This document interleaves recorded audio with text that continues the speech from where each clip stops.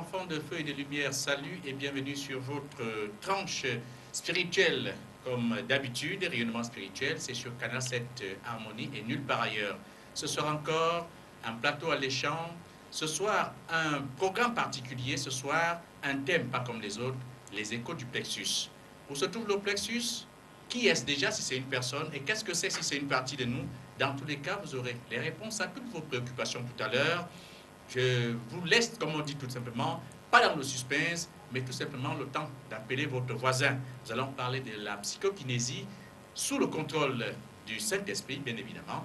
Et la troisième partie à vous réserver est celle qui vous concerne à la maison, les bobos au quotidien, la réalité sur certaines vérités que nous vivons chaque jour. Voilà le menu de votre programme ce soir. Restez scotchés sur Canal 7 Harmonie. Nous allons accueillir notre personne ressource de ce soir. Ce sera pour le zapping et on va parler de psychokinésie et, comme on dit vulgairement, sous le contrôle du Saint-Esprit. C'est l'apôtre Jean d'Or, le guide spirituel du Centre Initiative Libre Ouvert, qui est ici ce soir avec nous, malgré toutes ses occupations, pour vous servir. Bonsoir, apôtre. Merci. Bonsoir à tous nos téléspectateurs, particulièrement à l'apôtre Jean-Daniel Zali du côté de la France et à bien d'autres, y compris le promoteur au Bénin. Alors, apôtre, ce soir, comme zapping, on a décidé de parler de la psychokinésie, qui est l'action de l'esprit sur la matière, sous le contrôle, véritablement, du Saint-Esprit. La psychokinésie, bon, c'est un gros mot scientifique, mais en réalité, même nos grands-mamans soupçonnaient l'existence de la psychokinésie, puisqu'elles pensaient, et leur pensée agissait surtout sur la matière, ou même sur l'esprit, puisque l'esprit n'agit pas seulement sur la matière, l'esprit agit aussi sur l'esprit. Oui. Par exemple, nous pouvons dire qu'au silo, on a juste l'avantage de faire l'inverse de ce que fait le sorcier. Je vais prendre un exemple en sorcellerie fort simple, c'est-à-dire quelqu'un qui se bante, c'est-à-dire en pleine foule, il demande qu'on lui apporte une papaye bien charnue, il se concentre, il oriente son énergie vers la papaye et il sent qu'il se dégage de lui une énergie subtile qui décompose les éléments de cette papaye. Et quand il sent que la papaye est déjà vidée, il arrête. Pourtant, la papaye est là, elle est entière, bien belle. Et quand il vous demande d'ouvrir maintenant la papaye, vous vous rendez compte que le fond est vide. Ça veut dire qu'en esprit, il a vidé le fond de cette papaye, il ne l'a pas ouverte, mais il a vidé. Donc le sorcier le fait. Bon, disons aussi que c'est d'ailleurs même Jean-Daniel Zali qui a suggéré indirectement ce thème, puisque lui qui est futé en informatique, il s'est donc demandé, bon, puisque dans la médecine avancée, il arrive que des médecins futés opèrent quelqu'un à distance à travers des outils informatiques et s'est donc demandé si on ne peut pas appliquer ça sur le plan spirituel. Je lui ai dit que, bon, comme on a dit que quelqu'un faisait de la prose toute sa vie sans savoir que c'était de la prose, nous faisons cela tout le temps, nous ne le savons pas. Bon, nous pouvons revenir à des termes beaucoup plus simples. On a pris l'exemple de la papaye. Prenons l'exemple d'un autre magicien ou vampire qui est dans un bar et qui décide de faire correctement, à distance, l'amour à une femme. Il choisit sa victime, il copule avec elle à distance, et à un moment donné, quand l'intensité atteint l'apogée, celle-là, elle va jouir jusqu'à créer comme une folle. Pourtant, le sorcier qui fait son expérience en psychokinésie d'un autre genre n'est même pas à côté d'elle. Donc, il a su comment formuler son énergie sous forme de, en tout cas, de panier ou de je ne sais quoi, mais il ne peut même pas utiliser le panier. Et puis, il amène la femme à la jouissance. Donc, il y a plein d'expériences de ce genre. Et nous pouvons dire, si nous revenons maintenant vers des choses beaucoup plus simples qui intéresseraient beaucoup plus les scientifiques et les vrais chercheurs en spiritualité, on peut prendre le cas de certaines femmes qui souffrent soit de kyste, soit de myome, soit de fibrome. Bon, parfois on peut dire que non, il y a beaucoup de kyste, il y a beaucoup de fibrome, c'est trop costaud. Bon, vous pouvez voir donc un opérateur chuter de son état qui se concentre avec ses yeux spirituels, il va voir la nature du kyste, des myome ou du fibrome, il va se concentrer, brûler à sa manière le fibrome qui occupe un des 3 états de la matière, donc ça peut devenir vapeur qui peut sortir par une voie ou par une autre, ça peut sortir même également par le vagin. Après maintenant, quand la même femme va pas à l'hôpital, on lui fait des examens, surtout l'échographie ou bien tout ce que vous voulez, on constate qu'il n'y a plus de fibrome. Pourtant, à la première échographie, on a bien vu un gros fibrome. Ça veut donc dire que la personne qui opère est consciente de l'action de son esprit sur la matière, qui est appelée fibrome, qui est appelée myome ou autre. Allons dans un autre exemple qui peut cette fois-là intéresser les sceptiques, les médecins. Prenons surtout le cas de cancer. Il y a des gens qui, à un instant donné, dégagent un type d'émotion particulier et à ce moment-là, se concentrent sur la victime porteuse de cancer et les plus futés attendent que ce soit le dernier niveau où on peut dire les médecins aiment parler dans leur langage de phase terminale. C'est-à-dire, toi, tu dois rentrer, attendre ta mort, la mort à la maison, puisque moi, médecin, ce n'est plus à mon niveau. Mais il arrive que certaines personnes, jouissant d'un esprit ou d'une volonté de puissance, compatissent pour cette personne portant son cancer, disons, d'un niveau très avancé. Et il faut arriver donc qu'au premier niveau, c'est juste une compassion, mais la personne aimant la victime du cancer, il peut arriver qu'elle sente une émotion qu'elle ne peut pas expliquer, qui se dirige vers la personne qui porte le cancer en phase terminale et par le même processus, la personne fait vidanger le corps de cette pourriture appelée cancer. Non seulement on fait fondre le cancer, on l'évacue, ça peut être sous forme de liquide ou vapeur, et très souvent, la première étape, dans toutes ces étapes, dans tous ces instants-là, on peut penser que c'est du hasard, mais pas la suite. Comme la nature véritable ne connaît pas de hasard, la personne, Dieudonné Mabenga, commence par prendre goût. Une personne prend goût par rapport au cancer, l'autre par rapport au diabète, l'autre par rapport à la folie, l'autre par... En tout cas, tous les aspects de maladie susceptibles d'exister. Et heureusement qu'ailleurs, on coopère déjà avec des experts en parapsychologie et autres ailleurs. Mais si ce n'est pas encore courant, Dieudonné Mabenga, mais ça arrive de plus en plus. Il y a des gens qui ne savent même pas qu'il s'agit de la spirokinésie, qui ont juste une compassion par rapport à une maladie, quelle que soit sa forme, qui agissent et qui ont des résultats. Et Dieudonné Mabenga, quand tu éprouves déjà la joie à cet instant, dans un type d'émotion spécifique, ça peut se répéter. C'est ça vraiment que l'on peut comprendre que l'homme est un homme, est un être ordinateur. Il y a même un thème dans l'un de nos livres de l'en-soi à l'homme ordinateur. L'homme ordinateur n'est pas homme-machine, mais un homme, vraiment un être en soi. Et pour revenir donc maintenant à des expressions très simples, chers téléspectateurs, moi-même également, j'ai fait une expérience. Là, c'était par rapport à l'accouchement difficile. Voilà une femme pauvre, son mari pauvre. Il est question, on a déjà prescrit, qu'il faut absolument la césarienne pour faire sortir le bébé. Bon, comme je viens de l'expliquer, j'ai eu de la compassion pour cette femme. Et c'était ma première fois. Tout commence par une première fois, non? Dieudonné Mabenga. Je me suis concentré puissamment sur cette femme.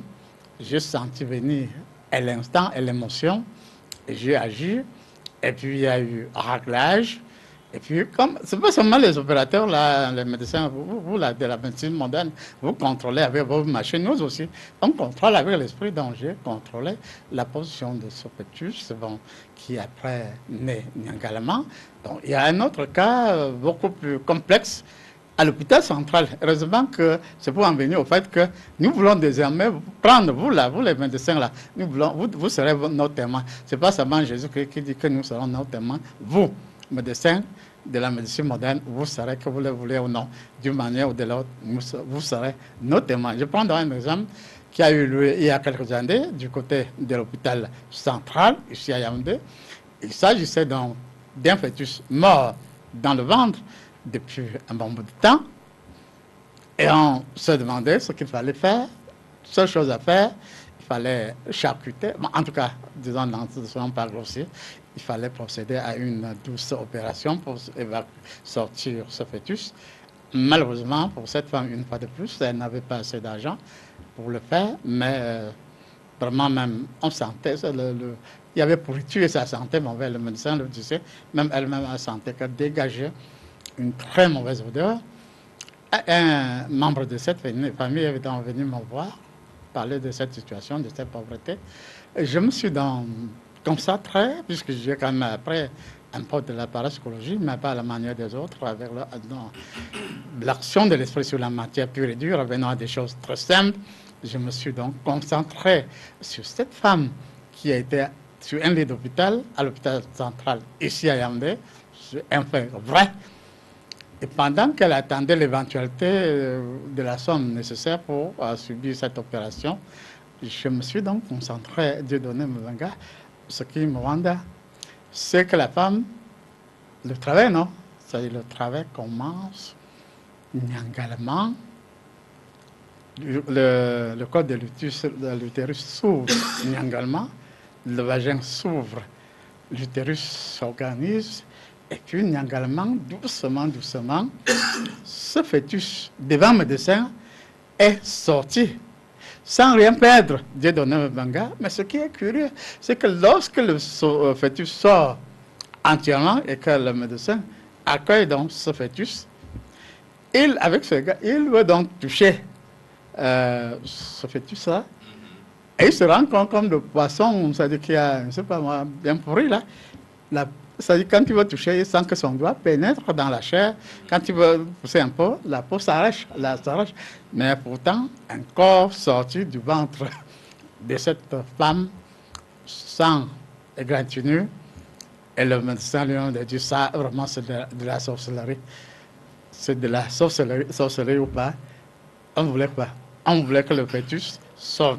Donc je te dis, par rapport à ce cas d'accouchement difficile, j'en suis devenu, par simple curiosité, expert dans le domaine. J'ai donné ma Mbenga, si bien que maintenant, ce qui arrive et ce que les téléspectateurs doivent retenir, c'est que quand c'est déjà un cas suffisamment difficile, on m'appelle, on peut dire, ah, c'est déjà ceci, on est qu'à, même, on peut dire, oui, on est à l'hôpital, on n'est qu'à 2 doigts, on n'est qu'à 3 doigts, on n'est qu'à 4 doigts, 2 doigts ou 4 doigts, ouais, mon problème, c'est comment est-ce qu'il faut faire sortir ce fœtus-là. Même ceux qui peuvent, un jour, on peut appeler certaines personnes qui viennent témoigner, se rappeler que quand on m'a parlé de 2 doigts, pour moi, quoi? Même si c'est combien de doigts, c'est pas mon problème. Mon problème, que l'utérus doit s'apprêter. Et on doit imprimer l'ordre au fœtus, bouge et tu sors. Il s'arrange également, même si quelle était sa position, le fœtus s'arrange, il sort. Et c'est devenu comme un jeu.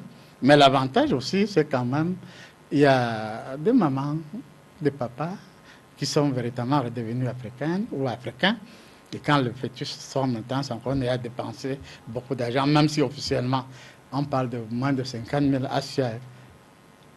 C'est vrai. Officiellement, je dis bien, la césarienne, en tout cas, ça, un taux officiel affiché, même, bon, on n'entre pas dans la polémique. L'essentiel, donc, c'est que petit à petit, j'éprouve une joie très intense, où je ne réfléchis plus. Et c'est là le clou. Et par effet de comparaison, le sorcier, la vampire, quand elle va se transformer en un petit insecte et pénétrer dans la vagin d'une femme, aller dans l'utérus, commettre de la merde, est-ce qu'elle réfléchit? Donc, de la même façon, ceux qui sont du côté de Dieu, ceux qui sont participes, doivent progressivement être touchés par l'instant et l'émotion spécifique et faire ce qu'ils ont à faire. Et l'avantage qui est Nyanga, c'est que quand vous atteignez cet état, Dieu donne on ne réfléchit pas. Parce que nous qui sommes scientifiques, l'embêtage chez nous, c'est qu'on passe des précieuses minutes à réfléchir. On réfléchit sur quoi? C'est l'enfant qui doit naître. Un trait, c'est un fibrome qu'il faut brûler. Un trait, c'est des kystes qu'il faut brûler. On ne cherche même pas à savoir où est placé ces kystes-là. Est-ce qu'ils sont nombreux? Nombreux, pas où est le problème. Si c'est un effet pour brûler les kystes, la personne se concentre, brûle les kystes et puis on constate cliniquement qu'il y a eu résultat. Donc, c'était pour dire que véritablement, cet aspect-là ne touche donc pas seulement les maladies. Que les téléspectateurs le sachent très bien, que ça ne touche pas seulement les maladies. Ça touche aussi d'autres domaines. Dieu donne Mbenga, puisque tout à l'heure, au niveau de la radio, j'ai pris l'exemple de ma femme Justine, dont le capital au départ n'atteignait pas 10 000 francs, offert par Rose. Je dis bien que ça n'atteignait pas 10 000 francs, si tu doutes un jour tu l'interroges, mais comme les 3 000, pourquoi on va pas demander, c'était 3 000 du donné mon gars, si tu demandes un jour à Rose, elle va bien te dire qu'il s'agissait de 3 000, je t'assure que c'est 3 000, que ce soit platé tantôt dans le caramel, tantôt dans la banane, c'était comme s'il y avait, comment dirais-je, en tout cas, il y avait quelque chose de particulier, que ce soit la banane, que ce soit le caramel, ça se vend. Même parfois, elle faisait plus d'un tour le même jour. Prenons le cas du caramel. Donc, ça veut dire que lorsque Rose offre à Justine 3 000 francs avec beaucoup d'amour qui devient donc un catalyseur, l'amour qui devient un catalyseur, qui touche ce caramel ou ces bananes, ça donne donc un souffle de la fructification extraordinaire. Là, voilà, qui progresse et qui finit par entrer dans le col bourse. Heureusement, Dieu donne un manga. C'était pas comme aujourd'hui où tu peux opérer même pour 100 000 à peine. En tout cas, ce n'était pas comme aujourd'hui. Ça paye encore. Et comme je l'ai dit aujourd'hui, à partir d'un capital de 3 000 francs, elle a non seulement acheté son terrain, c'est une histoire vraie à soi, mais elle aujourd'hui bailleresse puisque Teko Guillaume, qui est ici dans cette salle, est son locataire. Donc ça veut dire que la spirokinésie ne s'applique pas seulement à la maladie. Je peux prendre l'exemple de notre sœur, un des exemples premiers, qui est dans cette salle, qui a été abandonné à un moment donné. C'est un exemple que j'ai repris une énième, je reprendrai cet exemple une énième fois. Voilà, abandonné dans un truc, dans les lobbies. Le loyer n'atteignait même pas 30 000 francs. Dieu donnait ma benga. Et c'est pas que son chéri Coco n'avait pas la possibilité de payer cette minable somme. Mais un jour, Dieu donnait m'a donc invité chez elle, puisque ma cousine habitait non loin d'elle, Colette. On est parti là-bas. Et arrivé là-bas, bon. C'est comme dans la vraie sorcellerie à Pékin. On m'a dit seulement, voilà la maison des siennes, voilà sa petite maison-là. N'allons même pas là-bas. Parce que son type-là, il est trop sauvage. N'allons même pas là-bas. Donc, on visualise juste, n'est-ce pas, cette maison dans le lobby. Et puis quand je rentre, je me dis donc, non seulement c'est dans le lobby, mais je n'ai même pas eu la possibilité de visiter cela. Mais il faut qu'il y ait une solution. Et je suis entré donc dans une sainte colère, revenant à la psychokinésie. Il a été question donc de l'action. On a agi. Elle a le même espace de donner Mbenga, mais ce n'est plus un espace où elle a une maison où elle est en location, puisqu'elle n'est même plus d'ailleurs de ce côté-là. Nyangalamang, bon, elle trouve des solutions. Bon, j'ai expliqué cette solution plusieurs fois. Parfois, un petit truc, là, quelques habits dans la main, puis quelques habits encore, puis quelques habits encore. Là, voilà, avec un ballon, là, voilà. En tout cas, elle a eu à entrer dans la richesse, comme si elle avait été dans le Mokwanya. Mais c'est pour vous dire, donc, chers téléspectateurs, que la psychokinésie s'applique dans beaucoup de domaines. Nous sommes donc des Africains, des puissants sorciers, mais ceux du camp positif, comme le rappelle très souvent Dr François Macon, n'est-ce pas, Ngono, très souvent, il affirme qu'il est sorcier, fier de l'être, sorcier africain au sens positif, mais est-ce qu'on l'écoute même? Donc ça veut dire qu'on vous a expliqué là qu'il y a la force de la nature que nous pouvons dompter de plusieurs façons. Il y a cependant une nuance, chers téléspectateurs, nous qui avons fait yoga, c'est-à-dire que pour développer la technique, pour atteindre la lévitation, c'est-à-dire que tu te lèves dans l'espace, bon, sans support, tu t'assures, tu dépenses un peu trop d'énergie. Je l'ai expérimenté quand j'étais à Robala-Chenou, j'étais encore élève. Un jour, j'ai commencé à me lever. J'ai dit, bon, s'il faut dépasser tant d'énergie juste pour me lever, je vais me lever même pour aller. Si je ne me contrôle pas et puis je casse ma tête sur le plafond, je dirais que je cherchais quoi. Bon, je me suis ressaisi. Bon, c'est pour dire que dans le yoga, on dépasse donc trop d'énergie. Dans le yoga, il y a aussi trop d'interdits. Dans le yoga, il y a aussi des interdits qui font des aspects farfelus. Par exemple, on va te dire, non, il faut faire du yoga de profondeur. Il ne faut pas que tu fasses rejeter son liquide, ton parmi liquide. C'est-à-dire le sperme que la nature a prévu, que ça doit sortir naturellement du pénis au vagin. On dit maintenant que non, ça doit rentrer plutôt dans ton organe. Pour aller où Dieu donne même des conneries qu'on nous a enseignées dans le yoga, juste pour nous développer une petite volonté à partir de laquelle nous allons agir sur la matière. Mais j'explique que dans le yogi potentiel, au yogi vrai, aujourd'hui, qu'on n'a pas besoin de diriger bizarrement le sperme vers je ne sais quel quoi. Si ça sort, ouais, le problème, c'était fait pour sortir. Bon, c'est juste un petit conditionnement, alors que si on est donc avec le Saint-Esprit, on n'a pas besoin de trop retenir le sperme. On laisse le sperme dans son circuit normal, mais on utilise l'énergie si on est yogi.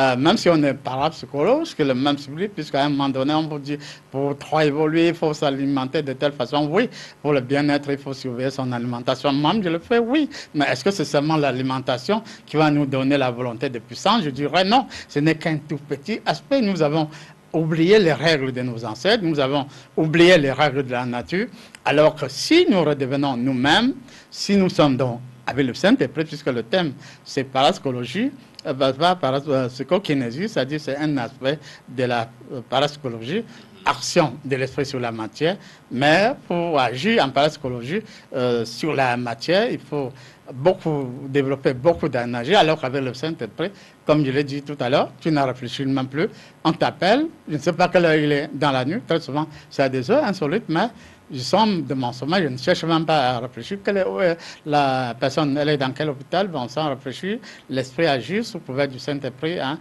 Après, on m'appelle pour dire que oui, à l'heure où tu as donné la femme a couché, bon, c'est que c'est plus beau que ça.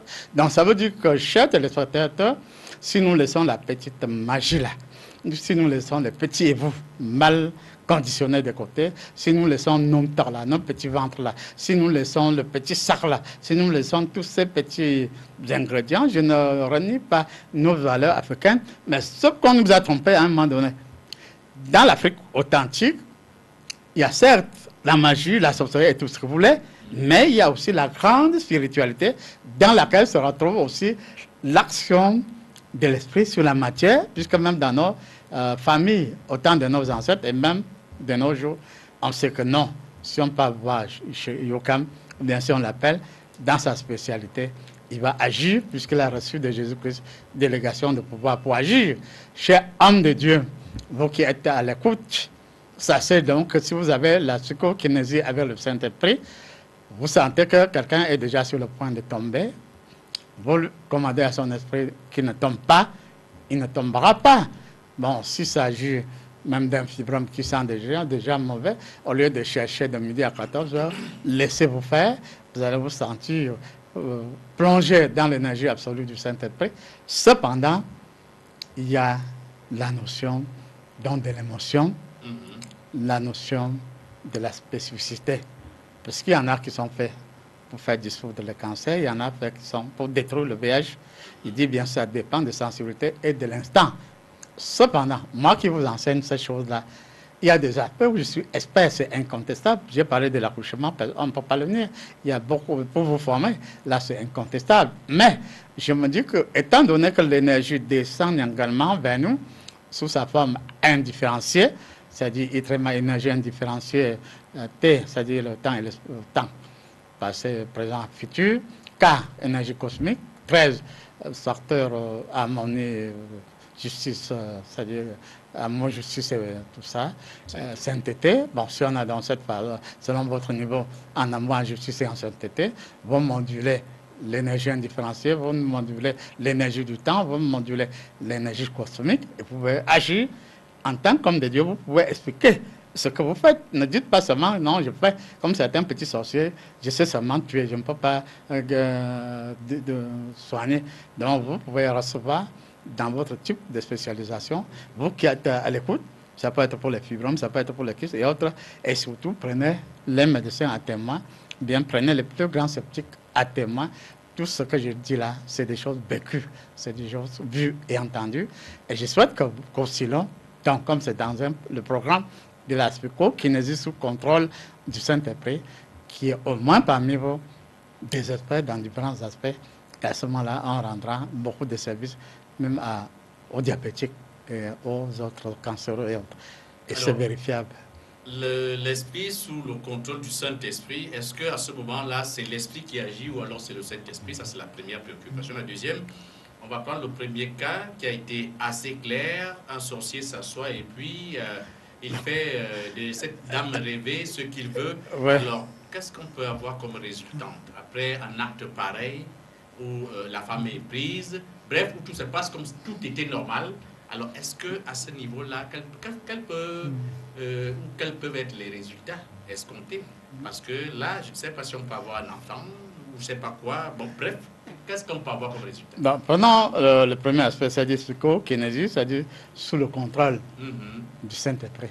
Puisqu'il y en a, il y a certains hommes de Dieu, je me demande s'ils lisent bien même leur Bible. Puisque Jésus-Christ, même avant sa mort, il envoie ses disciples sur le terrain. Prenez vos Bibles, lisez-la attentivement. Il les envoie 2 à 2 sur le terrain.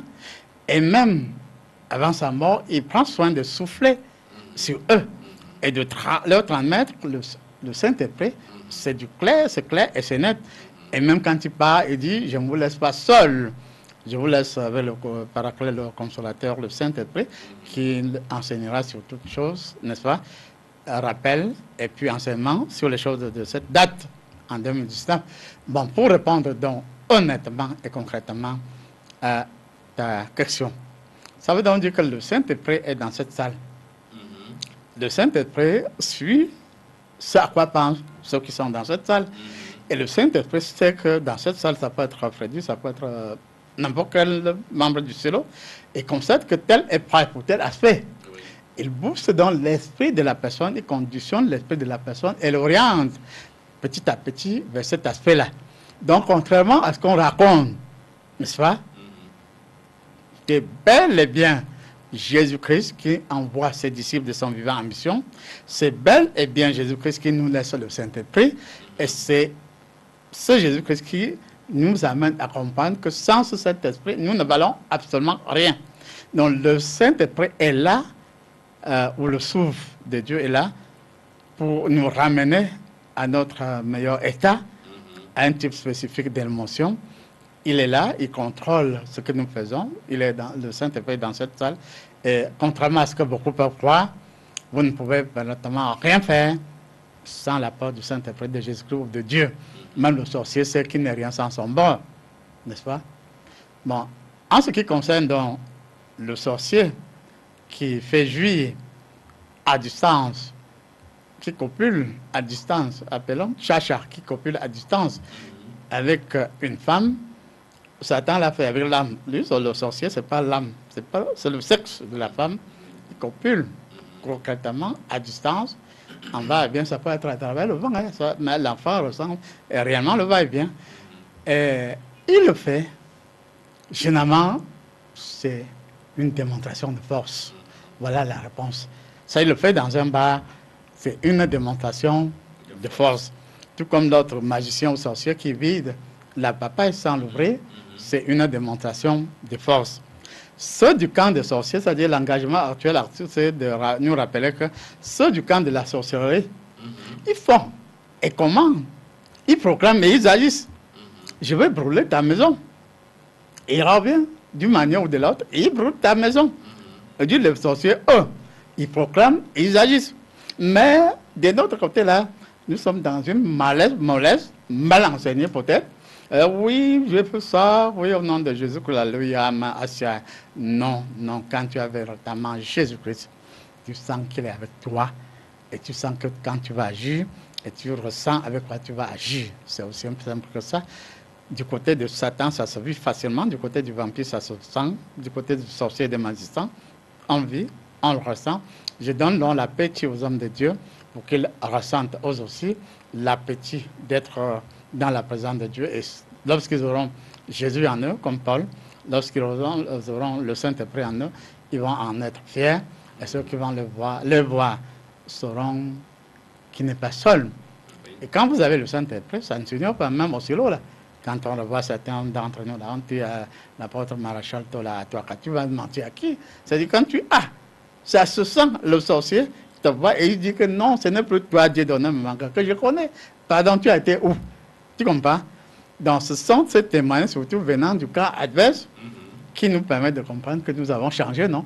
Mais quand tu es là, avec tes petits versets bibliques, le sorcier te regarde et dit que il sait que tu racontes de ce que tu ne maîtrises pas, parce que tu es vide. Et puis tu rentres là, tu es anxieux. Tu fourchette sur pochette, tu es anxieux, tu racontes même quoi. Si on était en Afrique, on peut demander un jour, vous racontez même quoi. Puisque le sorcier entre dans ton église, tu bavardes là, tu suis à grosse goutte, tu fais ton petit cinéma là, il se mord de toi. Et au même moment que tu racontes ton petit truc là, il est en train de faire l'expérience. Hein. Il dit que le sorcier peut effectuer cette expérience-là dans l'église de quelqu'un qui croit être avec Jésus-Christ, ben parce que le sorcier sent qu'il n'est pas avec Jésus-Christ, il vient, il fait son expérience et la pauvre va rentrer juste sans la pauvre, alors qu'elle est dans une église. Or, nous passons de ces vérités crues pour faire changer les mentalités. Nous passons de ces vérités crues pour faire changer les mentalités, ça c'est vrai. Et à ce niveau-là, les hommes de Dieu aujourd'hui, vous leur demandez de prendre l'appétit. Est-ce que ce sera une histoire volontaire ou alors tout simplement on va se confier au Saint-Esprit? Parce que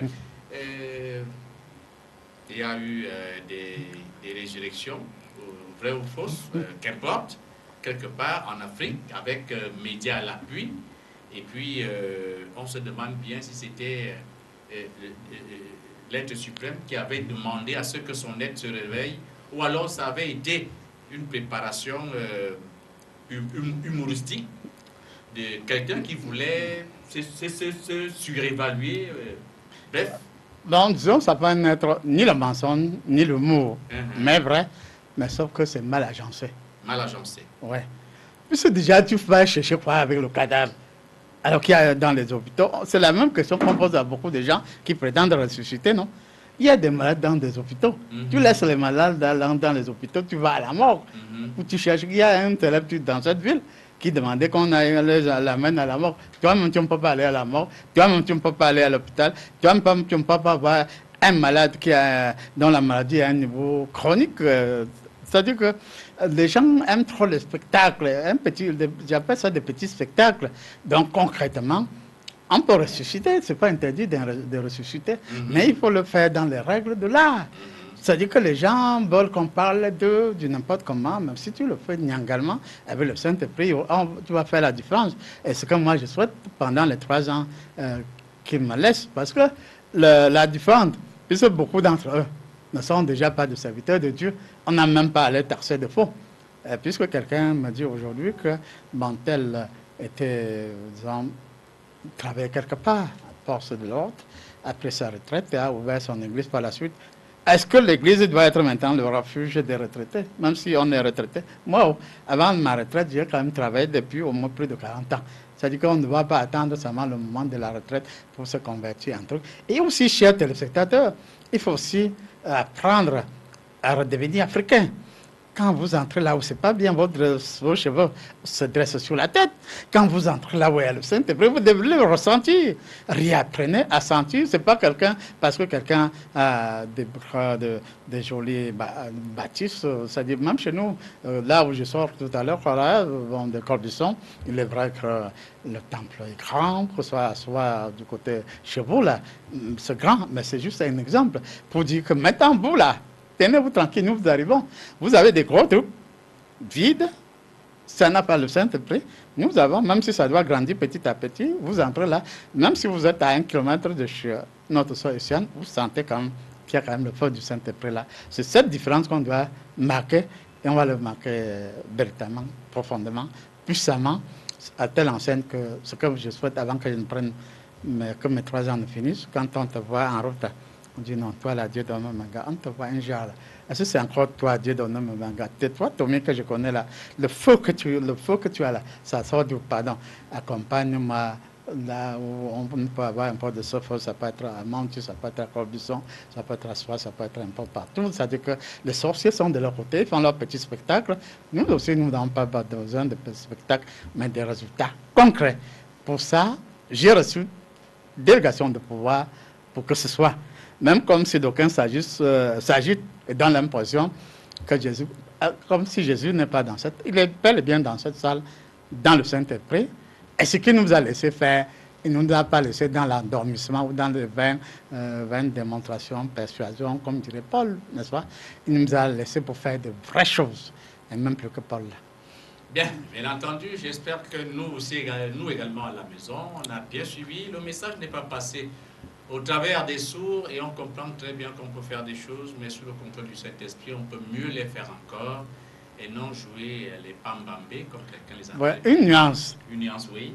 C'est, même dans la Bible, oui, que les gens disent à tort et à travers, Jésus-Christ a dit, c'est pas vous, c'est mon Père. Même à Simon-Pierre, quand il la révèle, son identité, il dit, c'est pas toi être de chair, mais c'est mon Père qui t'a insufflé cela. Donc c'est clair et c'est net. Normalement, nous ne choisissons même pas c'est un abus de langage. Nous pouvons désirer être avec le Saint-Esprit, mais c'est lui qui choisit qui il veut. Chez nous, à la on dit, c'est-à-dire que quand tu as ton lieu sacré, là, ton bosquet sacré, comme chez nous à Bala, c'est pas, tu ne forces pas Zamba à visiter ton lieu. C'est même dans la loi. Quand tu as ton bosquet sacré, tu ne vas pas forcer Zamba à honorer de sa visite ce lieu sacré. La nature le sait. La nature le sait. Merci à vous, apôtre Jando, pour ces multiples précisions, parce qu'il va falloir qu'on comprenne que certains actes, certains gestes, certaines réalités concrètes sur le terrain ne doivent plus partir de nous, ou alors de nos petits désirs à plaire ou à faire, je ne sais pas quoi, mais que ce soit tout simplement la volonté de celui qui nous choisit. Surtout nous autres serviteurs de Dieu, je ne sais pas si j'en suis un, mais une chose est certaine, c'est quoi? C'est que en tant que serviteur de Dieu, c'est lui qui nous choisit. Ce n'est pas nous qui nous choisissons, c'est lui qui nous choisit. Un message également à ceux qui nous regardent, ceux qui donnent souvent leur vie à Jésus sans qu'il leur demande, c'est de cette vie-là, qu'ils fassent très attention, c'est pas remise à un vendeur de beignets ou à un trafiquant d'âmes. Ça, c'est pas pour faire peur, mais justement, c'est un peu amer, mais c'est la triste réalité. On va dire merci à l'apôtre Jean d'Or pour ces précisions-là qui nous font grandir davantage, surtout lorsque nous laissons l'Esprit Saint nous guider pour la compréhension de ce qui se passe ici. On va prendre juste une pause et on revient juste après.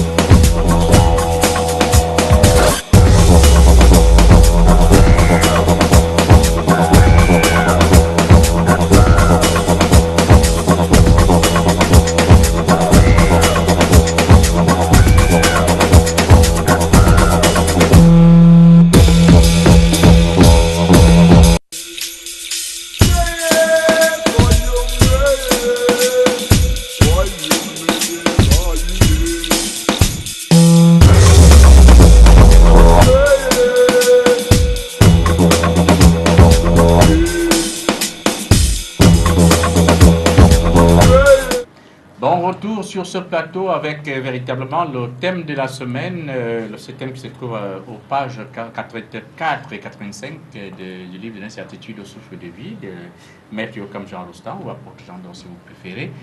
On va le lire pour vous à la maison, très chers téléspectateurs, c'est pour que vous vous imprégniez de la réalité et juste après il sera décortiqué par deux apôtres, l'apôtre Djambou Freddy, qui ont dit déjà bonsoir. Bonsoir apôtre. Bonsoir Tony, bonsoir à tous les téléspectateurs, bonsoir aux enfants du feu et de la lumière, bonsoir aux inconditionnels de l'émission et à tout le conseil des apôtres. Un bonsoir particulier à la marraine du silo, Maman Rose du côté de soi. Et effectivement également l'apôtre Calis. Bonsoir à Tony, bonsoir à tous nos téléspectateurs, un bonsoir particulier à l'apôtre Jean-Daniel Zali du côté de Paris.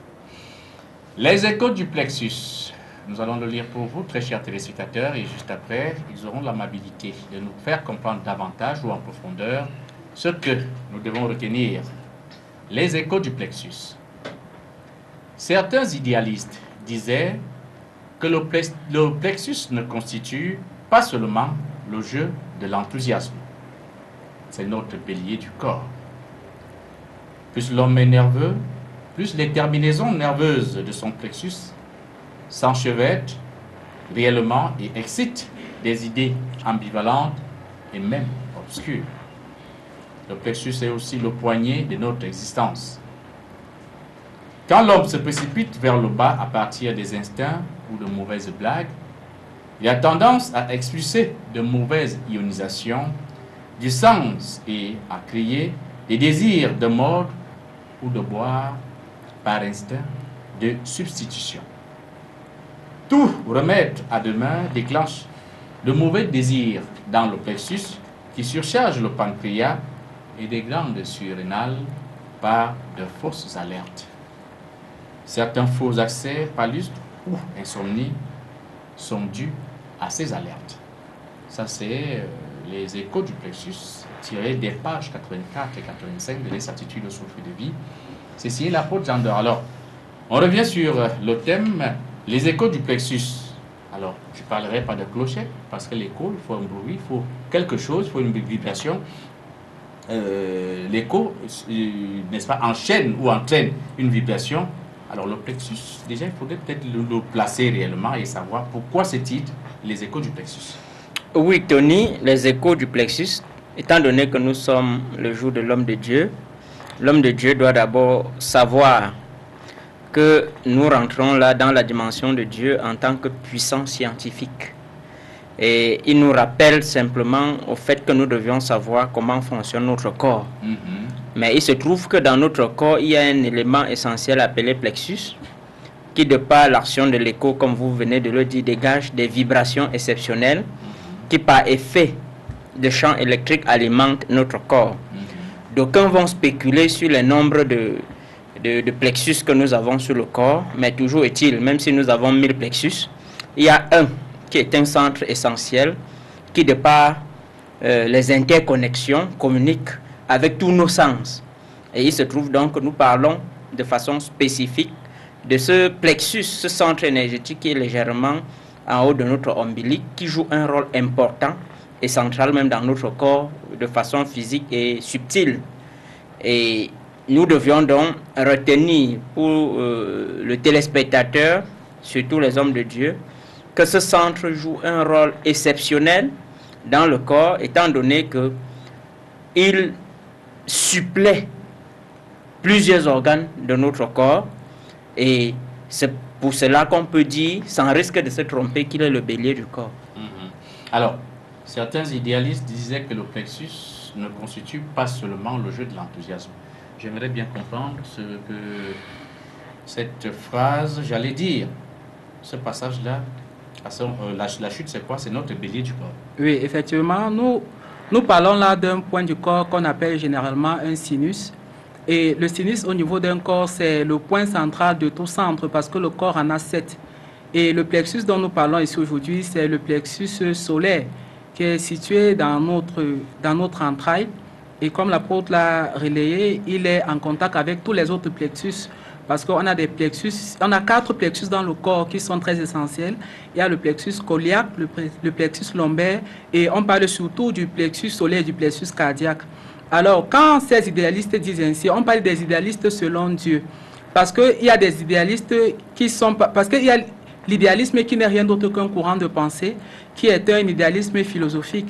Mais les idéalistes ici, ce sont des idéalistes selon Dieu, c'est-à-dire, quand tu es idéaliste, tu es et tu fais ce qui devrait, puisque l'idéalisme, en vérité, selon Dieu, tire dans la vérité.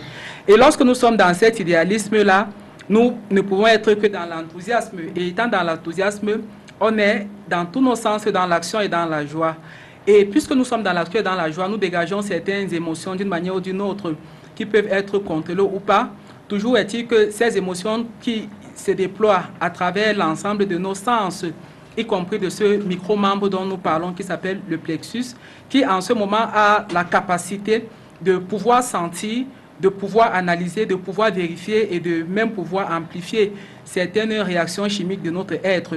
C'est pour cela que je disais tantôt aujourd'hui que lorsque nous allons parcourir un thème qui s'appelle le plexus et ses mystères, nos ancêtres disaient que ce plexus-là n'est rien d'autre que le complice, n'est rien d'autre que le nœud complice entre le dire et l'agir. Alors, le nœud complice entre le dire et l'agir, c'est pour ça qu'on l'appelle le bélier du corps, alors? Oui, effectivement, c'est pour ça qu'on l'appelle le bélier du corps. Pourquoi? Parce que le plexus, comme j'ai dit, il peut sentir, peut analyser, peut amplifier. Ce qui veut dire qu'il a cette capacité aussi à un certain moment de donner le la, de donner la cadence. Il peut jouer le rôle de neurone et faire plusieurs choses à la fois. Et c'est comme ça que se comporte, par exemple, que ce soit un taureau, que ce soit un bélier dans un troupeau. Il a cette capacité de diriger le troupeau. Il a cette capacité de guider le troupeau. Parce qu'il a cette capacité de jouer le rôle de neurone, pas sous forme de substitution, mais sous forme de façon complète. C'est cette polyvalence et c'est cette pluralité sur le plan de la fonctionnalité qui fait à ce que le plexus soit le bélier de notre corps. Plus l'homme est nerveux, plus les terminaisons nerveuses de son plexus s'enchevêtrent réellement et excitent les idées ambivalentes et même obscures. La suite, c'est que le plexus est aussi le poignet de notre existence. Alors, comment comprendre ça? Oui, c'est tout simple, Tony. Dieu nous rappelle tout simplement l'état dans lequel nous devions être pour que ce plexus, de par le dégagement de l'écho, puisse véritablement jouer son rôle. Et il se trouve donc que pour la plupart de nous qui avons l'art d'être nerveux et parfois on croit qu'on peut gagner du trophée avec, Dieu nous démontre par là que la nervosité, véritablement, c'est ce qui inhibe les fonctions vitales de notre plexus. Et les terminaisons nerveuses qui doivent plutôt amplifier ou permettre qu'il y ait interconnexion fluide, de façon fluide, entre nos sens, s'enchevêtrent. Pour donc éviter donc cela, nous devions donc retrouver la vraie joie, être vraiment dans l'enthousiasme, comme on a dit en haut. Et si nous le sommes, on doit éviter d'exciter des idées ambivalentes et même obscures, puisque quand nous avons le plexus qui s'enchevêtre, étant donné qu'il est en interconnexion avec d'autres sens, par exemple, je vais prendre l'exemple de l'épiglotte, qui a une substance exceptionnelle, qui mal polarisée, détourne, étant donné que c'est le siège de la pensée créatrice, ça empêche donc l'homme de pouvoir être créateur au même titre que Dieu, étant donné que Dieu nous a fait à son image et à sa ressemblance. Donc si nous n'avons que des idées ambivalentes et même obscures, il se trouve donc que notre plexus ne jouera plus ce rôle et notre épiglotte ne pourra plus être ce centre qui permet à la pensée créatrice de s'exprimer. Et on peut donc dire que le plexus est aussi le poignet de notre existence. Pourquoi? Parce que de par ces terminaisons-là, de par exemple cette interconnexion qu'il a, par l'écho, il amplifie la projection par rapport à notre âme. Donc, étant donné qu'il joue donc ce rôle de fibre qui, par effet de neurones et autres, permet le contact fluide avec notre âme, on peut donc dire en ce moment qu'il est le poignet de notre existence. Parce que sans lui, notre âme ne saurait se projeter de façon subtile dans notre environnement et de nous récolter les informations. Et nous pouvons donc comprendre que Dieu, par là, démontre à nous, aux hommes de Dieu, que sans lui, véritablement, nous ne sommes rien. Et nous ne devrons véritablement évoluer dans ce sens que si nous prenons conscience de comment fonctionnent tous nos organes, comment devenir véritablement être Dieu si nous ne maîtrisons rien de notre propre corps ou de notre esprit. Dieu nous ramène donc au fait que nous devions avoir la capacité de maîtriser notre corps et de maîtriser notre esprit rien que par la connaissance des différents organes qu'il a mis et qui communiquent par interconnexion. Quand l'homme le précipite vers le bas à partir des instincts ou des mauvaises blagues, comme on dit vulgairement, il a tendance à expulser de mauvaises ionisations des sens et à créer des désirs de mordre ou de boire par instinct de substitution. Alors, comme ceux qui disent souvent que l'alcool résout les problèmes. Alors, on aimerait bien comprendre. Et lorsqu'on se réveille, les mêmes problèmes nous retrouvent. Mais c'est même ce sont ces problèmes qui, parce que les cauchemars ne nous laissent pas tranquilles. Tôt le matin, ce sont ces cauchemars-là qui nous réveillent et tout de suite on revoit madame qui est sortie hier, on revoit les enfants qui sont partout, aucun n'a été à l'école, tous ont faim, ils sont dans la cour des autres, et ainsi de suite. Le cauchemar recommence en vérité. Effectivement. L'homme qui précipite ce plexus vers le bas et qui dégage des mauvais instincts ou encore des mauvaises blagues, c'est l'homme dans son état animal, c'est l'homme dans son mauvais fluide. Et si cet homme-là a pour réflexe de mordre ou bien de boire, ça veut dire simplement que ça peut même être un homme vampire, parce qu'il n'y a que l'homme vampire qui, en mordant et en rentrant au contact avec quelques gouttes de sang, il trouve un certain assouvissement ou un certain assoupissement. Ce qu'on peut dire ici, c'est que en principe, l'homme qui est dans ce champ de conscience ou dans cet état, c'est celui qui est animé par les éléments du bas astral.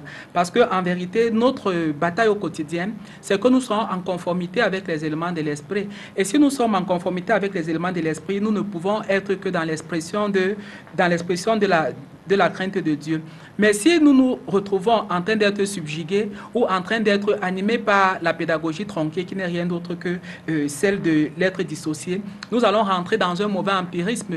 Et rentrant dans ce mauvais empirisme, nous entrons dans une prison interne, et étant dans cette prison interne, ça ne peut susciter que des mauvais désirs. Quand nous sommes dans cette prison interne, nous ne pouvons avoir envie que de faire ce qui n'a rien à voir avec la nature de Dieu en nous. Donc l'homme qui est totalement dans ce genre de dysfonctionnement arrive à un certain niveau où il a des désirs de bas de gamme. Et ce sont ces désirs de bas de gamme qui lui donne l'envie de vouloir boire quand il est face à une situation, qui lui donne l'envie de vouloir mordre quand il est face à l'autre. C'est simplement parce qu'il y a un dysfonctionnement au niveau des éléments de sa chimie, au niveau de tous les micro-organes qui constituent les éléments de sa chimie. Et parce qu'à un certain moment donné, il sent le vide, à un certain moment donné, il sent la nuit, comme l'homme de Dieu qui a passé son temps à réciter des versets bibliques et qui n'a rien reçu de l'esprit, qui n'a rien transmis de l'esprit. Il a une seule envie, que le culte se termine vite et qu'il puisse se consoler dans sa grande Guinness ou bien dans sa petite Guinness. Ce qu'il faut dire ici et ce qu'il faut retenir, c'est que nous avons tout intérêt à entretenir notre être, à veiller à l'hygiène de notre âme, à veiller à l'hygiène de notre esprit. Si nous veillons à l'hygiène de notre âme et à l'hygiène de notre esprit, on a un spécialiste au silo qui parle beaucoup de bien-être, on va se rendre compte que nous sommes dans un équilibre parfait avec nous-mêmes, avec la nature et avec Dieu. Et si nous sommes dans cet équilibre parfait, l'envie de mordre ou l'envie de boire serait très aléatoire. Et ce qu'on appelle instinct de substitution, qui n'est rien d'autre qu'un très mauvais palliatif, serait mis à l'étroit. Donc, on nous invite simplement ici à une bonne hygiène. Parce que si nous ne sommes pas dans cette bonne hygiène-là, nous pouvons sombrer dans un chaos primitif. Tout remettre à demain déclenche de mauvais désirs, comme on dit, et dans le plexus, qui surcharge le pancréas, des glandes surrénales, c'est pas des fausses alertes. Et effectivement, ce paragraphe nous rappelle donc, nous revoyons dans les interconnexions dont nous avons cité très haut, puisqu'il suffit simplement que tu rentres dans une mauvaise forme de pensée, et ce que tu devrais faire tout de suite, Tony, tu dis je vais le faire plus tôt demain, pour que l'énergie qui était dégagée par le plexus pour alimenter le cerveau qui va commander ta main de toucher ce bic avec lequel tu dois écrire. Le simple fait que tu dises que bon, c'est plutôt demain que je vais écrire, fait qu'il y ait un mauvais désir qui rentre et inverse le processus même du fonctionnement de ce plexus. Et ça crée donc des mauvaises alertes. Et quand ça crée donc ces mauvaises alertes-là, nous comprenons qu'il y a des organes, par exemple comme notre pancréas, qui reçoit une surcharge, puisque par effet d'interconnexion, chacun devra jouer son rôle. J'ai pris l'exemple des 5 doigts de la main. Et pour dire aux gens que bien qu'ils n'aient pas les mêmes tailles, chacun joue son rôle et ils reçoivent la commande quelque part. Et pour que l'énergie qui fait bouger ce doigt passe, il faut que la commande soit émise de par le cerveau ayant été activé dans un centre spécifique. Et il se trouve donc que notre plexus joue donc ce rôle-là à merveille. Et s'il passe donc, nous comprenons donc que s'il passe la commande par exemple au doigt qui doit toucher le bic et que le doigt ne touche pas, il doit avoir automatiquement un retour qui doit créer une inversion du champ qui ne nous profite pas. Et ça crée donc en nous des fausses alertes. Et nous nous rendons donc compte qu'il y en a qui, juste par des mauvaises pensées, se polluent, inversent le bon fonctionnement de leur être sans s'en rendre compte. Et nous allons voir des personnes qui, originellement, devront sentir, ne sentent rien, tout simplement parce qu'ils ont inversé le bon fonctionnement du plexus, qui fait en sorte que l'ionisation, qui de façon positive devait les interpénétrer et les amener à recevoir par effet de psychokinésie, comme le guide l'a si bien développé ici, son être pour qu'il soit transformé, il y a plutôt, au lieu de la transformation, inversion, et on se dit, celui-ci, comment peut-il dire être de Dieu, il ne sent rien, ne voit rien, et tout de suite, nous comprenons donc que la base, par rapport à notre plexus qui joue un rôle capital dans le corps, doit être entretenue. Et beaucoup se demanderont comment est-ce qu'il doit être entretenu.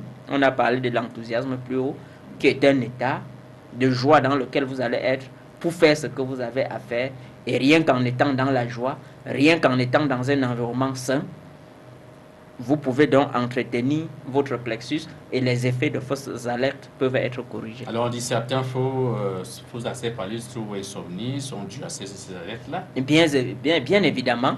Et généralement, quand ça arrive, Tony, nous oublions que nous avons émis des mauvais désirs qui ont inversé notre plexus et on se verse dans des paracétamol. On avale des paracétamol qui surchargent notre pancréas, qui surchargent notre foie. Et à la limite, nous n'arrivons plus à éliminer. Nous voulons réparer un mauvais désir que nous avons créé par nous-mêmes en créant maintenant le dysfonctionnement des autres organes dans le corps. Donc, Dieu nous ramène ici au fait que nous soyons hommes de Dieu ou pas, nous devions apprendre à nous écouter. Nous devions apprendre à savoir comment fonctionnent nos organes pour mieux les entretenir. Alors, le message est passé chez les hommes de Dieu. Les hommes de Dieu, parce qu'il y en a beaucoup aujourd'hui qui sont devenus effectivement ces gros philosophes, j'allais même dire comme quelqu'un, des gros philosopheurs, et qui passent le temps avec une Bible en main. Alors ils se servent de tels versets pour vous expliquer pourquoi ils tendent le panier, ou alors pourquoi il te dit la femme, elle n'est pas faite pour être à la maison, elle est faite pour être à l'église, à la chapelle. Et Dieu seul sait, parce que lorsque ces histoires commençaient dans ce pays, il y a des hommes qui ont tout donné, excusez-moi du terme, même leur épouse et les enfants. Curieusement, aujourd'hui, ces hommes de Dieu-là doivent comprendre les échos du plexus, parce qu'ils sont aujourd'hui gardés, ils se plaisent dans la fête des récoltes sans s'aimer, ils se plaisent dans les paniers, 6 fois, 7 fois, 8 fois, 9 fois dans des champs. Bref, ils se plaisent à tout ce qui leur fait plaisir pour le paraître, alors que la véritable mission, je ne vais pas parler, comment on dit ça, je ne vais pas reprendre ce qu'un gros homme de Dieu dans ce pays a dit, ce n'est pas une question d'âme, c'est qu'on a fait un plan, dans notre diocèse, nous devons respecter, et pas pour une suspension. Combien d'âmes avez-vous sauvé? Il dit, ce n'est pas une question d'âme. Bien évidemment. Tu ne sauves pas les âmes. Bien évidemment, Tony. Voilà donc ce qui crée des idées ambivalentes et même obscures, qui fait en sorte qu'aujourd'hui, nous ne retrouvons plus dans nos églises ni le Saint-Esprit, ni notre Seigneur Jésus-Christ, ni Dieu lui-même. Tout simplement parce que nous définissons un certain nombre de contextes qui créent des idées ambivalentes et même obscures, qui nous met simplement hors jeu. Et nous croyons, dans notre petitesse, être en train de servir Dieu. Et notre Seigneur Jésus-Christ avait donc raison de dire que au dernier jour, je vous dirai, je ne vous connais pas. Tout simplement parce qu'il ne vous a pas agréé pour créer ces idées qui ne vous conduit que vers des versets qui vous arrangent vous, et non même ce peuple de Dieu que vous créez qui est venu à vous. Donc vous les aidez à enchevêtrer le sens, vous les aidez à inverser le processus de leur plexus qui les auto-détruit. Généralement, nous parlons de l'auto-envoûtement. Comment est-ce qu'elle s'opère? Étant donné que l'écho du plexus doit fonctionner dans un rythme et dans une cadence spécifique, quand vous inversez le rôle, automatiquement l'inversion crée l'auto-envoûtement. Et c'est ce que la plupart de nos hommes de Dieu savent mieux faire dans notre capitale que d'aider les uns et les autres à entretenir leurs organes pour vivre sainement et être en parfaite communion avec Dieu. Effectivement, ça me donne du sourire, un peu de sourire tout simplement. J'ai rien contre les hommes de Dieu. Pardon, j'ai rien contre les hommes de Dieu. Peut-être contre les serviteurs de Dieu qui ne font pas leur travail. Parce que les hommes de Dieu, il y en a beaucoup. Les serviteurs de Dieu, il y en a très peu. Les amis de Dieu, je ne sais pas s'il y en existe déjà, mais en tout cas, je suis tout oreille, tout tu es tout oreille. Apôtre, moi je vais parler des sages africains avec vous. Les sages africains aujourd'hui, parce qu'on ne paye, ce sont également des dignitaires religieux en Afrique, on le sait.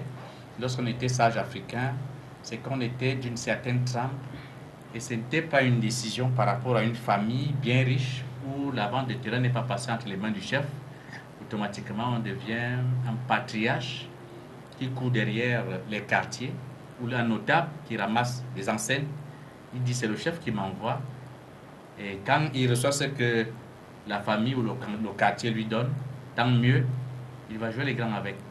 Est-ce qu'aujourd'hui, ils ne doivent pas avoir peur de ces manifestations parce que c'est une auto-destruction lorsqu'on s'auto-envoûte? Non, c'est qu'il faut comprendre que c'est peut-être les mots qui diffèrent selon les contextes ou bien selon le temps. Je ne sais pas si l'espace temporel joue là à l'intérieur.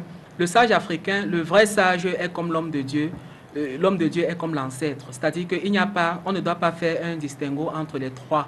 Parce que les trois ont reçu de Dieu une vertu particulière. Les trois, ce sont des mises à part qui ont été mandatés, qui ont reçu le quitus de Dieu pour agir. Ils ont été mis à part pour faire quelque chose de particulier. Ils ont reçu délégation. On a beaucoup parlé de délégation de pouvoir mardi. La délégation de pouvoir, pour moi, c'est quoi? C'est être dans l'acceptation, prendre conscience, agir et rendre compte. C'est aussi simple que ça. Et le sage africain, comme l'homme de Dieu, comme l'ancêtre a reçu cette délégation de pouvoir. Le vrai sage africain ne se fait pas corrompre par des petits cadeaux. Le vrai sage n'est pas dans des combines, de la même manière comme l'homme de Dieu, de la même manière comme l'ancêtre. Puisqu'il est en communion parfaite avec Dieu, il est dans le respect séculier des lois de la nature et des lois divines. Il ne peut faire que ce qui est. Ce sont des hommes vrais. Ils fondent dans la vérité, ils expriment la vérité, ils manifestent la vérité parce qu'ils sont en conformité avec l'Esprit de Dieu. Donc, c'est qu'il faut comprendre que ce soit le sage africain, que ce soit l'homme de Dieu, que ce soit monsieur de tout le monde par rapport au texte, il y a quelque chose qui se dégage et qui est très important parce que ici, dans le thème, on a parlé du plexus, comme la science ne parle pas du plexus. Ce qui voudrait dire que même le développement sur la psychokinésie, que l'apôtre a fait tout à l'heure, a mis beaucoup d'aspects et beaucoup de pans en exergue parce qu'il a pris plusieurs exemples. Il est parti des cas de maladie, pour un cas de fait de société, pour un cas de ci, pour un cas de ça. Comme pour dire que l'Esprit de Dieu a la possibilité, la capacité dans sa vitalité et dans l'absolu d'agir sur tout ce qui est susceptible d'exister. Donc, pour revenir au thème, c'est un partenariat gagnant-gagnant qui doit être fait entre, que ce soit la médecine conventionnelle ou la science ordinaire, qu'elle soit expérimentale ou fondamentale, et puis la spiritualité. Puisqu'on se rend compte qu'à partir de la psychokinésie, il y a un cas où le fœtus était mort dans le ventre, on parlait de charcuterie, et nyangalement, le fœtus est sorti, même s'il était dans son état de pourriture, mais l'Esprit de Dieu est agi, et ce qu'on voulait, c'est le résultat. Et ça, c'est une application pure et dure, parce qu'en vérité, le spirituel n'est pas seulement celui-là qui est dans beaucoup de théories. À un certain moment donné, le spirituel, il doit être mis en valeur ou mis au devant de par l'application, de par l'action, par le verbe et par le Saint-Esprit. Donc, on va retenir simplement, que ce soit pour le sage comme pour l'homme de Dieu, que le corps de l'homme est essentiellement biochimique et biorhythmique, c'est-à-dire qu'il est cadence, il est rythme et puis il a aussi vibration. Et étant cadence, rythme et vibration, il a en lui des micro-organes. Et parmi ces micro-organes-là, il y a des micro-membres qu'on appelle le plexus. Et ce plexus-là doit être entretenu parce qu'il a en nous un vécu, il a en nous un vécu particulier qui peut être d'une manière ou d'une autre influencé. Et s'il est influencé négativement, le sujet peut vivre tout ce qu'on a eu à déplorer ici, c'est-à-dire qu'être dans des instincts de substitution, être dans des fausses alertes, manifester des accès palustres ou encore des insomnies. Mais lorsqu'il est informer parce que notre but ici, c'est de plaidoyer, c'est de sensibiliser, c'est d'attirer l'attention, c'est d'enseigner les autres par rapport à la croix de l'univers, c'est-à-dire que de parler de la vérité universelle, de faire de l'enseignement de notre Seigneur Jésus-Christ du Saint-Esprit tel qu'il devrait être, afin que ceux qui ont les oreilles entendent, ceux qui sont disposés reçoivent véritablement et puis les mettent en application. Donc si nous, on anticipe, si on prend des décisions qui s'imposent, on ne va pas subir le joug du plexus qui est mal entretenu, on ne va pas être victime des accès palustres ou être victime des insomnies. Je suis sûr que beaucoup de médecins ne savaient pas au moins que lorsqu'on remet à demain ce qu'on devrait faire aujourd'hui, peut-être il pourrait avoir une surcharge au niveau de notre pancréas ou au niveau de notre glande surrénale. Il n'y a que l'Esprit de Dieu qui peut nous communiquer sur cette vérité-là. Et vraiment, il faut qu'on revienne à la vérité, il faut qu'on revienne à ce qui devrait être. On ne peut pas dissocier la spiritualité des vraies choses. Bien, on ne peut pas dissocier la spiritualité des vraies choses. On ne paraphrase pas ça. D'ailleurs, déjà, ils font un. Ils font un. Et notre préoccupation, c'était le véritable sage africain, parce qu'aujourd'hui, ils sont trop sages, les Africains, mais curieusement, un pays comme le Cameroun, qui se trouve dans la merde aujourd'hui, alors avec tellement de sages qu'on se demande à quoi servirait donc cette sagesse si on se trouve dans cette situation, dans la merde, comme on l'est aujourd'hui. Dieu merci, les cieux ont pris le contrôle, et comme dirait quelqu'un, la paix régnera dans ce pays par tous les moyens. Et avis comme ça aux petits sorciers, parce que le souffle va arriver. Le premier coq a déjà chanté, le troisième chantera bientôt. Et c'est comme ça qu'on les prendra un après l'autre, que ce soit sur les toitures, dans les... Je sais pas, j'ai pas de compte à rendre, mais la vérité c'est quoi? C'est que tout le monde sera affranchi. Alors le sage ne doit pas se faire prendre tout simplement parce qu'il est encore temps. Pour les chrétiens catholiques, c'est le carême, ça veut dire que c'est ce qu'on appelle vulgairement la conversion. On peut encore se convertir et revenir vers le chemin, le vrai. Tout le temps est là. N'attendons toujours pas le dernier moment parce qu'il y en a qui, au finish, la bouche est bloquée, ils ne peuvent plus rien dire pour demander pardon à Dieu. Maintenant, on va prendre une pause et on reviendra juste parce qu'on a une vingtaine de minutes pour s'occuper de nos téléspectateurs.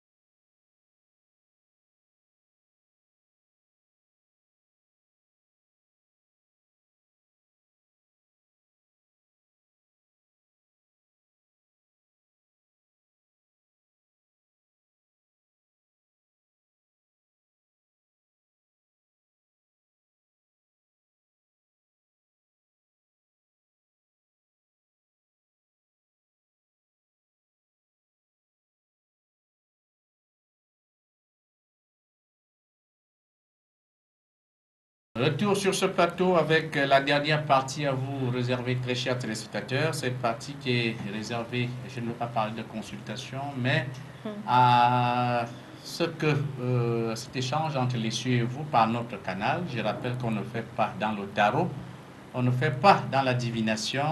Ne me demandez plus si la jeune femme avec qui vous êtes est votre femme dans le futur, ou encore si vous allez réussir à votre examen.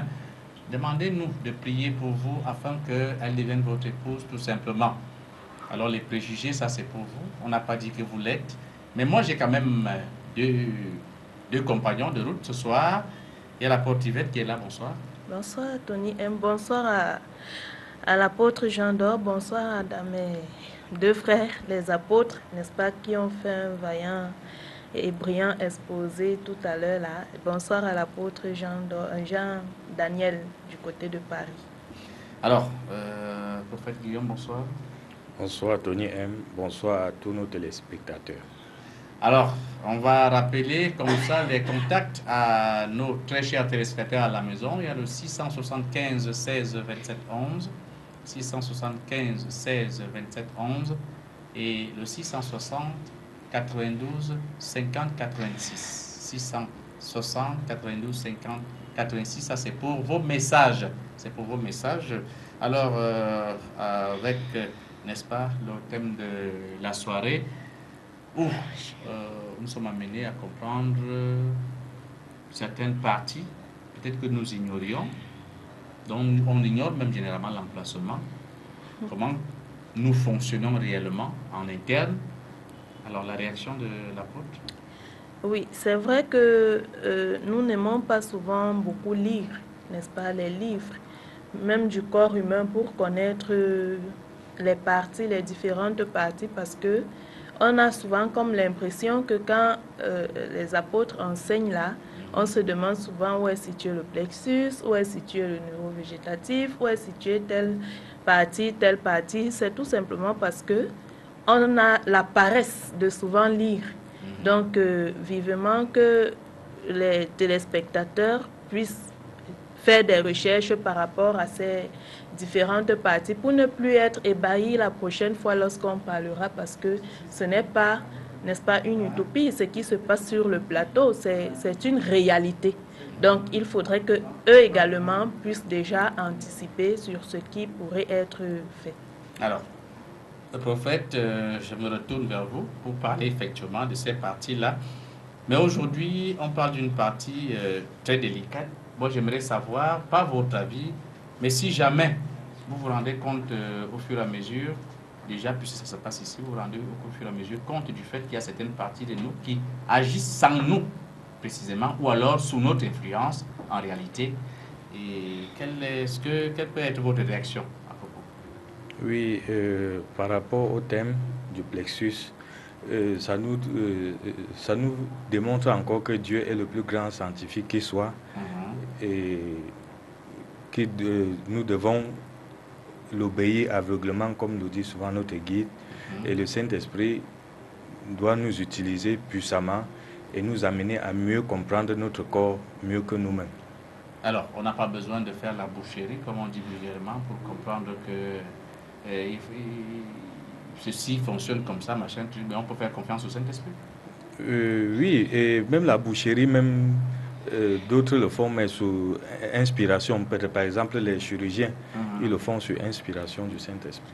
Alors, c'est sur l'inspiration du Saint-Esprit. Je dis que les lignes sont ouvertes et que les messages peuvent déjà passer. Je rappelle le 675 16 27 11, 660 92 50 86.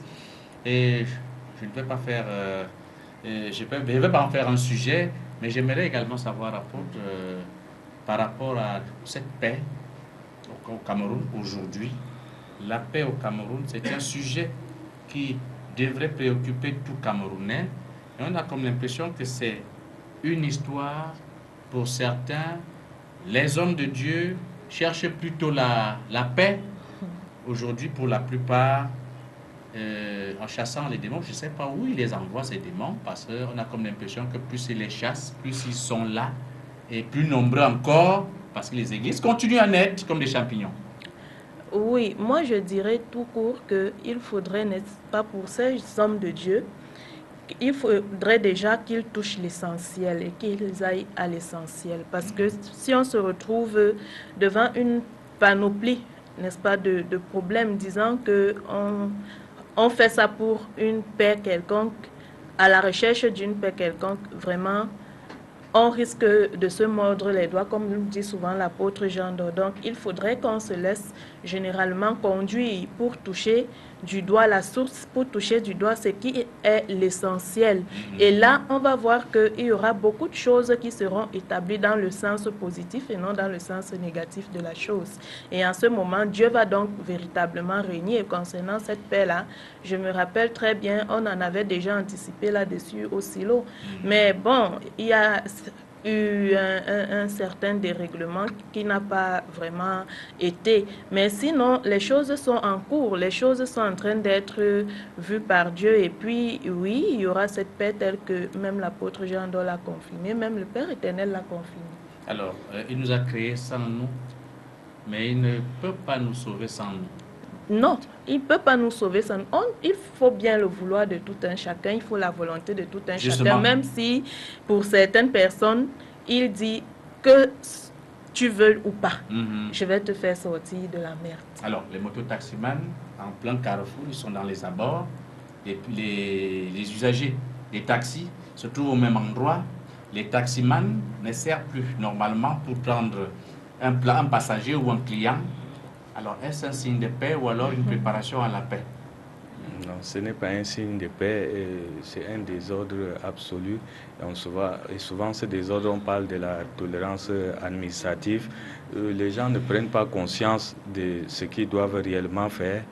Et quand on parle de la paix, normalement, ne doit pas être seulement à sens unique. Dieu nous aime tellement, mais nous ne lui retournons pas, nous ne lui donnons pas en retour cet amour que nous recevons de lui. Et si nous remettons à Dieu cet amour que nous recevons de lui, la paix véritable va naître. La paix au Cameroun appartient à tous les Camerounais. Vous à la maison, si vous êtes, je ne vais pas m'appesantir sur les taximens, mais c'est un constat, si vous êtes élève, allez à l'école très tôt le matin après avoir rempli vos devoirs. Tous ceux qui vous chantent des droits de l'homme tous les jours, les droits de l'homme sont précédés par les devoirs de l'homme. Alors si on ne fait pas son devoir, c'est qu'on fait atteinte aux droits, à ses propres droits. Et c'est comme ça qu'on devait nous apprendre ces choses-là et non nous chanter parce qu'on a certains petits avantages ou certaines, je ne sais pas, certaines choses à trouver, comme on dit, bon compte dans ces choses-là. C'est aux Camerounais aujourd'hui de pouvoir comprendre qu'il n'est pas en train de travailler en Chine parce que tôt ou tard il va rentrer. Mais il travaille chez lui. Je ne vais pas entrer dans les détails. Nous, les hommes de Dieu aujourd'hui, il y en a qui sont, comme je dirais, philosopheurs. Ils vous prennent des textes bibliques, ils vous font une étude littérale sur les ondes d'une radio, d'une télévision. Ils vous demandent à vous de changer de comportement alors qu'il est le même. Tous les jours, la barbe comme la mienne, là, il n'enlève pas. C'est lui qui a toutes les demoiselles de son église. Et puis, ils vont même parfois s'attaquer aux autres. Avec, permettez l'expression, Bible en main. Vous lisez le verset, l'homme de Dieu ne devrait pas être comme ça. Tel utilise l'eau, tel utilise le sel, tel utilise les pochettes. Il y a souvent, on se pose la question si ces gens-là lisent vraiment la Bible. Chacun retire le verset qui le plaît pour faire son commerce. Moi, je les appelle plus les commerçants, au lieu d'enseigner véritablement l'essentiel de la Bible, qui est l'amour, qui est la crainte de Dieu, qui est la présence du Saint-Esprit. Beaucoup passent plus le temps à être des commerçants. Et c'est ça que je peux dire. Ok, alors moi je serai fouetté 3 fois parce que je suis païen, mais vous, ce sera 3, la puissance 3. Mes très chers pasteurs, prêtres et autres. On doit tirer les oreilles à tout le monde lorsque ça ne va pas parce que ces enfants qui grandissent après nous, ils nous observent, ils nous regardent. Il y en a qui ont des vocations, des serviteurs de Dieu. Nous devons faire très très attention sur ce que nous faisons. Et parfois on accuse l'autre parce que c'est le seul, je vais appeler ça le seul grand testament que nos premiers ancêtres nous ont laissé. Je l'ai rappelé ici et je le rappellerai à qui veut entendre. Adam et Ève nous ont laissé un comment je vais appeler ça, un testament que nous gardons de manière fidèle, c'est de ne jamais reconnaître qu'on est fautif. Tout le monde est ange, parce que le Père arrive, il demande à Adam, où es-tu? Il dit, je suis caché. Comment tu sais que tu es caché? Je suis nu. Alors, tu aurais mangé du fruit? Non, non, non, non, non, non, non. On était ici, on n'avait pas de problème, man. Mais Tanga que tu as amené là, vraiment, c'est elle qui m'a donné. Et moi, j'ai mangé. Ça, c'est l'héritage. Je ne sais pas si c'est de manière génétique que nous avons gardé de ce monsieur. Idem pour la dame. Madame, qu'est-ce qui s'est passé? Oh, ben, moi, j'étais moi là couché. Et puis, bon, il y a ton fils, le serpent, là, qui est venu là-bas. Il a dit que le fruit était bon. Il a pris, il a croqué, il m'en a donné. Voilà. Et vrai Dieu donné, ça a été toujours le plus grand problème de l'homme. L'homme oublie que Dieu sait tout. Même avant de te poser la question, il sait déjà. Il sait. Donc, nous exhortons tous les hommes à plutôt s'amender.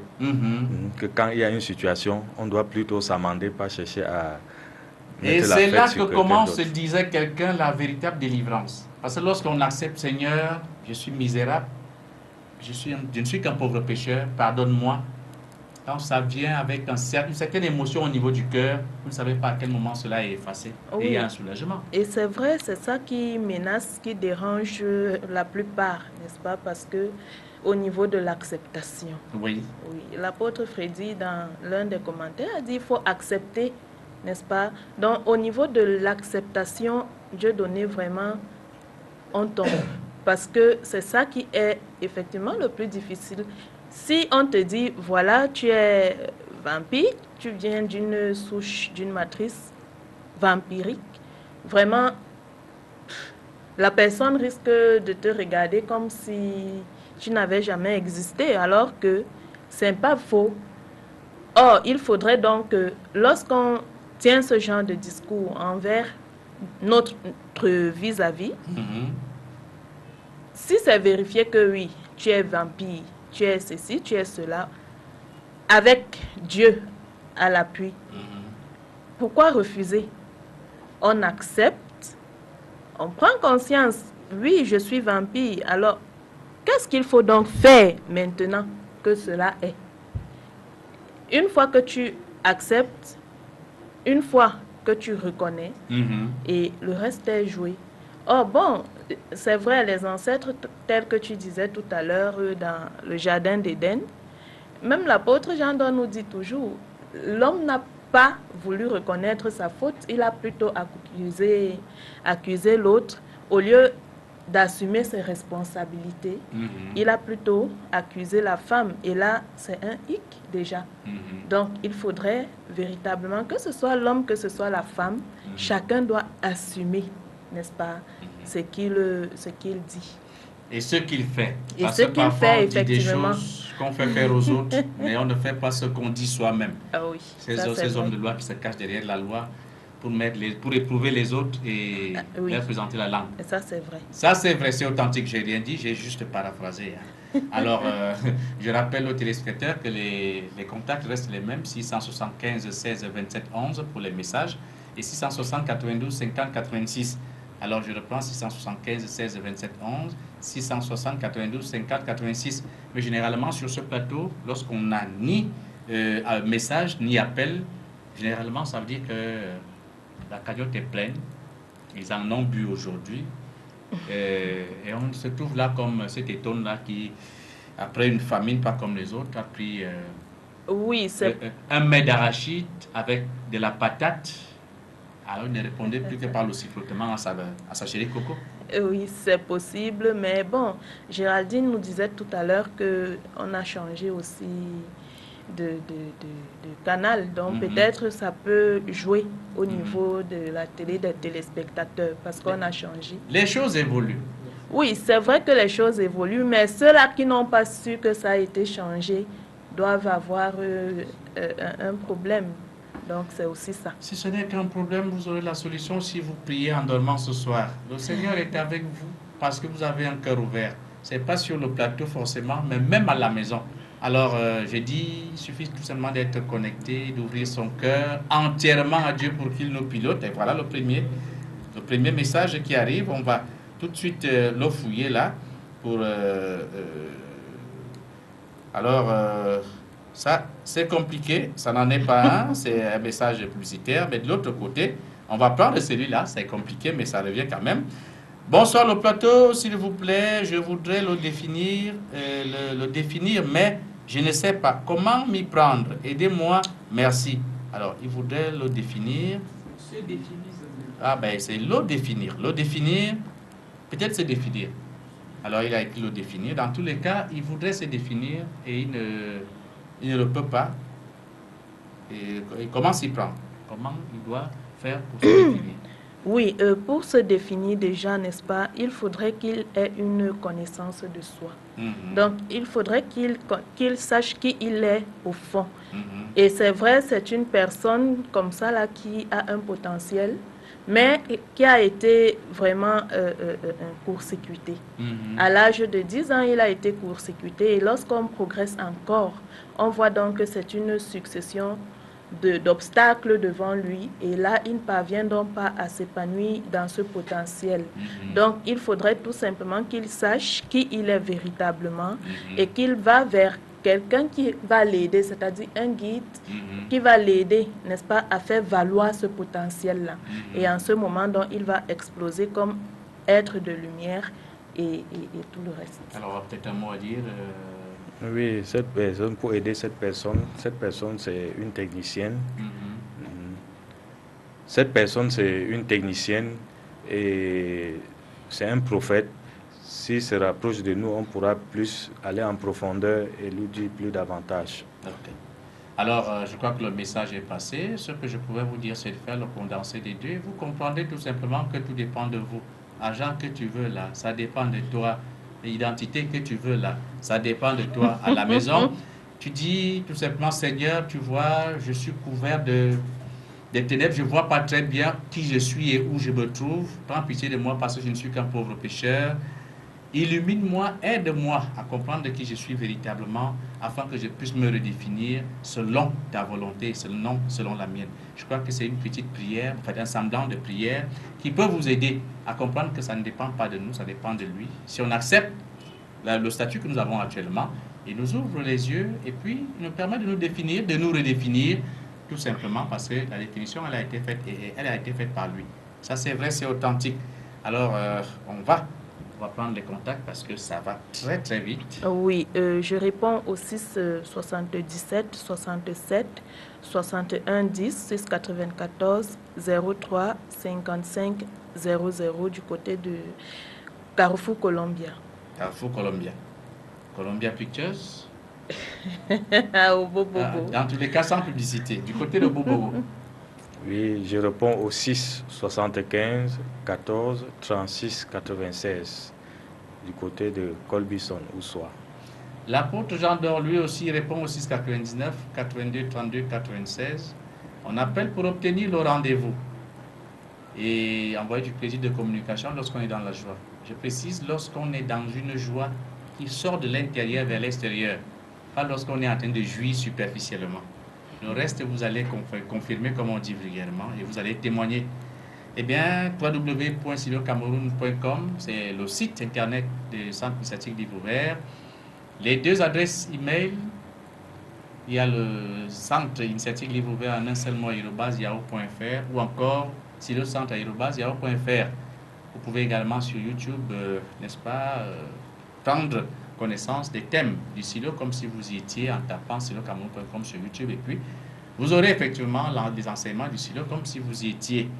Moi, je ne suis que votre humble serviteur. Les autres m'appellent Tony M, d'autres bienvenue, d'autres encore Dieu ne dort, d'autres Dieu donné. Dans tous les cas, donnez-moi le nom comme vous voulez, Tony M, Donny.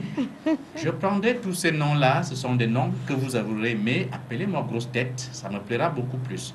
Bonne soirée à tous et surtout, prenez soin de vous à la maison. Jeudi est un autre jour, ne manquez pas de rediffusion pendant la semaine.